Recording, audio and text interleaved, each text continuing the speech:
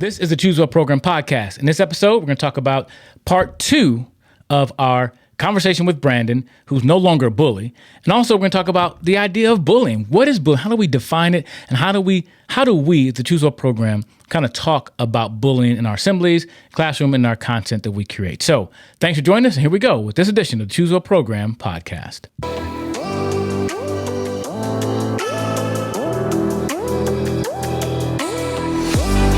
Again, welcome everybody. This edition of Choose Well Program Podcast. I am Mr. Brown, and our Choose Well Program Podcast is an extension of the Choose Well Program. So please visit choosewellprogram.com to find out more information about what we do, how we can impact your school culture to help it be more positive, more inclusive, one choice at a time, because it comes down to choices. Like I always say, when you make better choices, you will live a better life. So choose well. Oh, yeah. Let's jump into real quick. Before we give you the second part of my conversation with Brandon, I want to talk a little bit about bullying and how we approach the subject of bullying through the Choose Well program. A little quick story. When I got started with speaking in schools, I started years ago, but in my move to the Reading area, Shasta County area, I got a contract with the school district to talk about bullying. They wanted to deal with bullying. It was a big issue, and they also wanted to do something with parents. So we had a contract to work with 30 different schools to speak on bullying. Not only that, but work with the educators and the parents as well on this topic.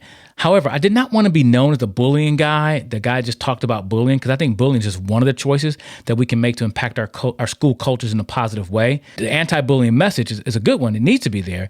But my approach kind of changed. I didn't want to be, hey, let's have somebody talk about bullying and not bullying. Because you can tell people to their blue in the face not to do something, but do we have an alternative? Do we give them something else to do and not tell them not to be mean to each other, right?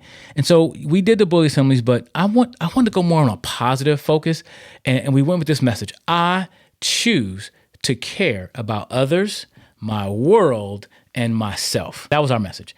And yes, we did define bullying, but we went through those 3 things. I choose to care. And if you notice, I like hand motion. If you're watching this on YouTube or any video platform, I like hand motions. We point at someone and say, I, hold your hands out and say, choose, hold your hand on your heart and say, to care about others, point to other people, my world, make a circle for the world, and myself, right? And I like that positive message with students, that I choose to care about others, my world, and myself. And speaking of the branding interview we're going to play the second part of later, I think that's the message we brought to even to his high school. And we broke it down. I choose to care about others. Like, I choose to care about other people, knowing that everybody's going through something.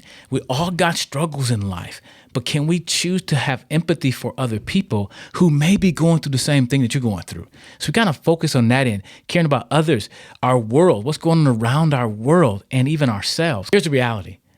If I choose to care about others and my world, I am showing I care about myself, because I live in community with others. I live with the world. I live in this world, and it's going to impact me, myself, as I interact with these people. And so I think that's so important. But when it comes down to breaking down what is bullying, I think it's important to give a good definition. And I define it as this. Bullying is when someone is picking on someone, it's repeated, and there's a power difference. So it's repeated picking on or putting someone down, and usually it comes from a person who has more power or a better position of the person. So you have one girl who may be in a better position, or who may have more power or authority, so to speak, over this girl. Or maybe it's a group of girls or a group of boys picking on one other student. Those are things of bullying. And for bullying to be bullying, it has to be repeated, and it has to be a power differential, as I believe. I mean, if they're putting that person down, making them feel uncomfortable, saying things negative towards them, and it's repeated over and over again, that's bullying. Now, I'm very clear in my assemblies. If one student has a fight with another student, that's not bullying. They have disagreement, that's not bullying. It's when it's repeated and it's consistent, it's over time. I think it's important to have clear definitions when we have these words. I think we live in a world now where definitions, we can change them anytime we want to. Our approach when it comes to bullying is, I don't want to just focus on don't bully, don't bully, don't bully. I want to give them an aspirational goal, something they can look forward to, and something we can all embrace in our culture. I don't think it's positive to have anti-bullying signs all over the school, but it could be positive to say, hey, we choose to care about you at this school. This is what we're about. We're about caring for each other. We're about people feeling like they matter. We are about respect. And one of the ways I think to do that is get to know each other. I see you as a human being. I respect that you have value because of your humanity, not because of your achievements, not because of your looks, but because you're human. And I think as we all can get on, that's something we can share. versus going, don't bully, don't do that, don't put people down. Hey, give me something to look forward to do. And I can choose to care about others, my world, and myself. I would love to have a conversation with you about that, with your school, with your as an educator, whether you're a teacher, whoever you are, teacher, bus driver, administrator. I would love to have a conversation, even with your school. Come up with a plan where we can help your school embrace the idea of caring or respect for each other. So if you heard the first episode, the conversation with Brandon, who was then the self-proclaimed undercover bully, he's no longer that anymore. He's changed. And he says the Choose Well program, or my assembly, was a catalyst for his, or the bridge, he calls it, to that change. Here's a conversation with Brandon.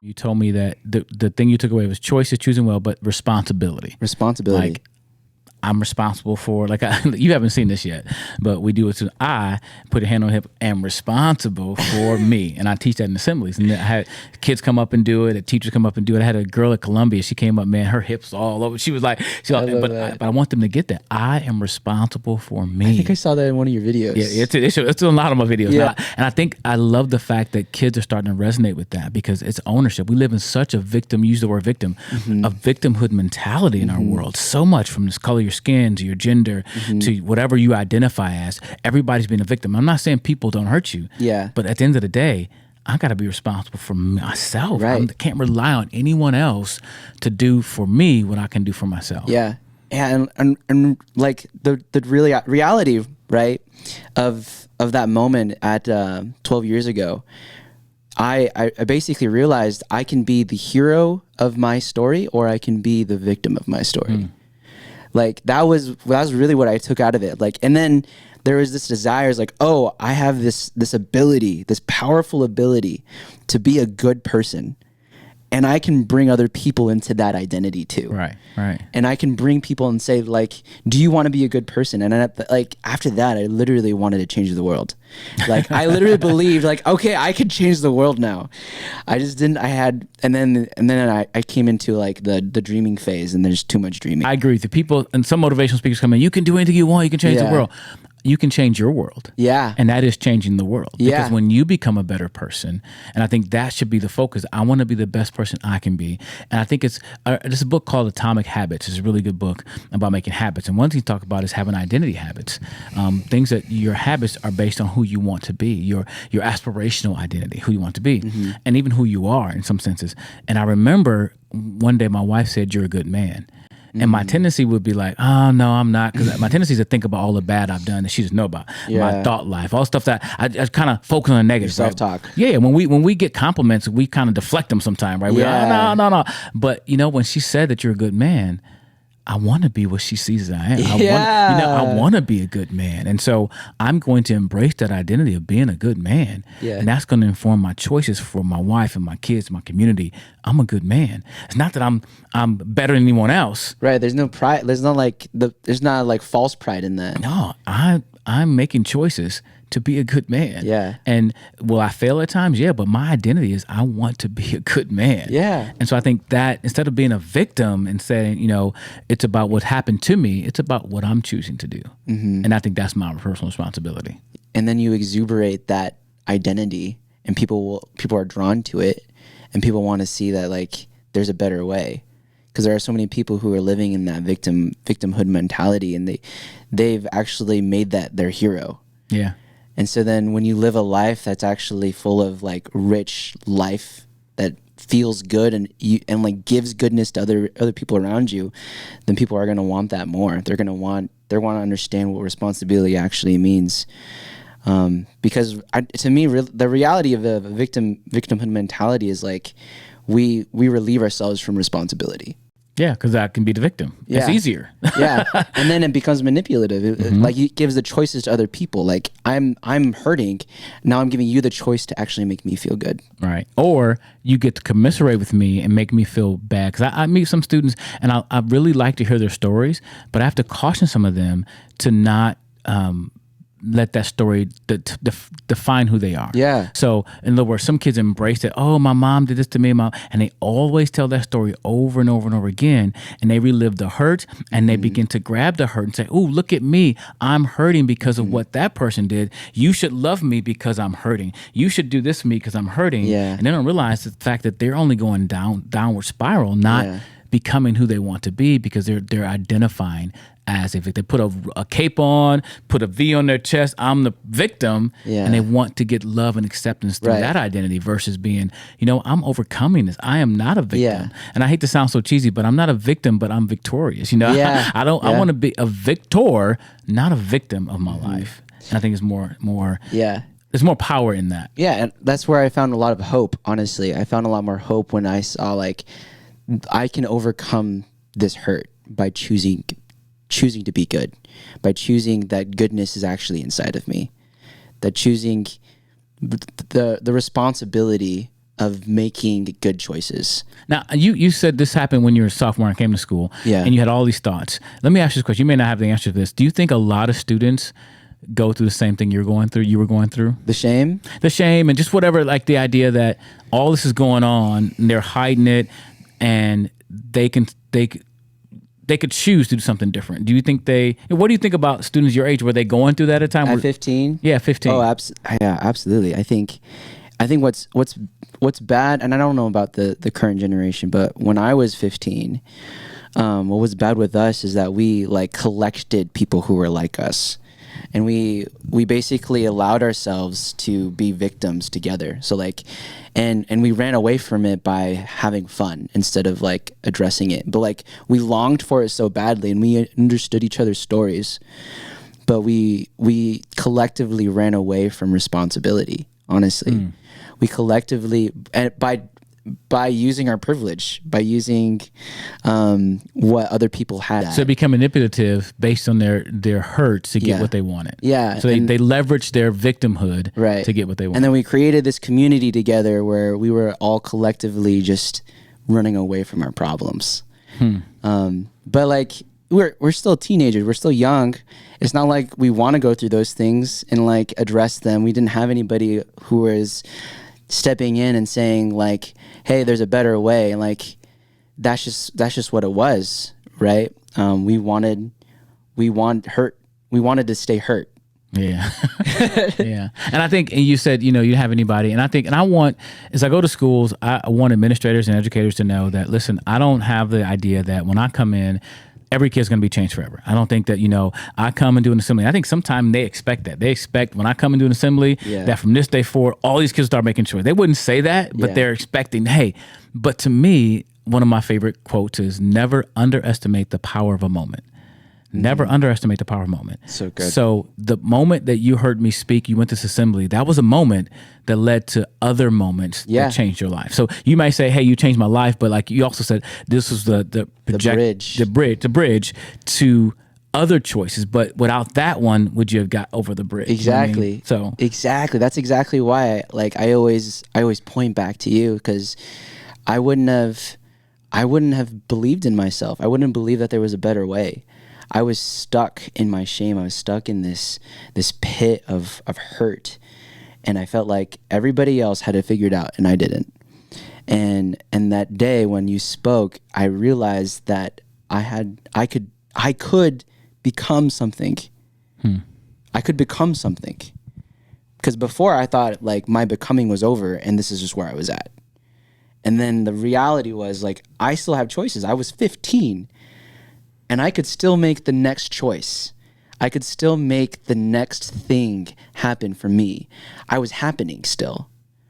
And that reality of happening, that reality that I was existing, and in that existing, I could become something. I had control of what I was becoming, gave me hope that there was something more for me. And like, it's that moment. Right. It was that moment. It created a snowball effect of responsibility, a snowball effect of believing in myself, a snowball effect of the next victory, and then seeing my failures as a success, like an opportunity instead of a failure. Wow. And this makes me smile real big, because again, doing what I do, I don't always see the end result. I don't see, like, you know, a lot of guys have a job. Say you work in construction. You work hard, you pour the cement, you build a building. You can drive down the street. Oh, we built that building. I helped for that cement. You know, you can see the fruit of your labor. Yeah. I don't always get to see it. I get to, you know, go and do, and I believe that I'm planting seeds or watering seeds. Like teachers, educators are watering seeds, are planting seeds. I'm watering or planting seeds. Parents are watering, planting. We're in this agricultural analogy. Yeah. But I don't get to see sometimes the fruit. Yeah. And so hearing you tell these stories is a glimpse of some fruit that 12 years ago I spoke in the assembly and there's some fruit from it. And so I want to say thank you for, you know, coming up to me at the coffee shop and stopping me and saying, hey, I remember this, because that means a lot to me, because sometimes I just don't see it. I don't hear it. Yeah. And it's great to hear that at least there's one, at least there's one out there who that was a moment that I probably underestimated. Like I underestimated the power of that moment, but that moment was a catalyst for your life change and bringing you where you are today. So thank you for sharing that with me. Absolutely. And I am always thankful, especially like, I mean, I started following your YouTube videos. It like gives me life to see you, honestly, because it helps me remember the choices that I've made leading up to the person I am. And I am a person that I'm so thankful for. I am the person that I needed when I was 15 years old now. That's good. And that's all I really that's all I really wanted. I wanted somebody like me, and I get to be that person now. Hopefully, as you begin to volunteer with us, you might actually be that for another 15-year-old kid one day.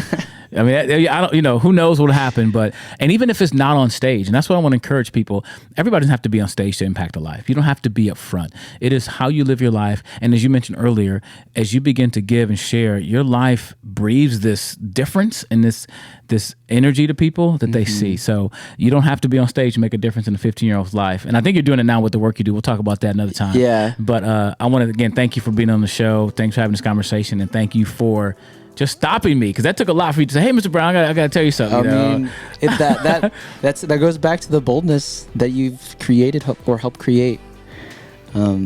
Yeah. Thank you for listening to this episode of the Choose Well Program podcast. We're so grateful for all the listeners, whether you listen on Spotify, on Apple Podcasts, Google Podcasts. We thank you. Hey, share it with your family and friends. Share it with people so they can join the Choose Well Program movement, because we want it to be a movement where people are making better choices to live a better life. For more information about everything we do, visit thechoosewellprogram.com. Once again, it's thechoosewellprogram.com, and join us for the next episode of the Choose Well Program podcast. I just said a whole lot of choose well. Oh, yeah.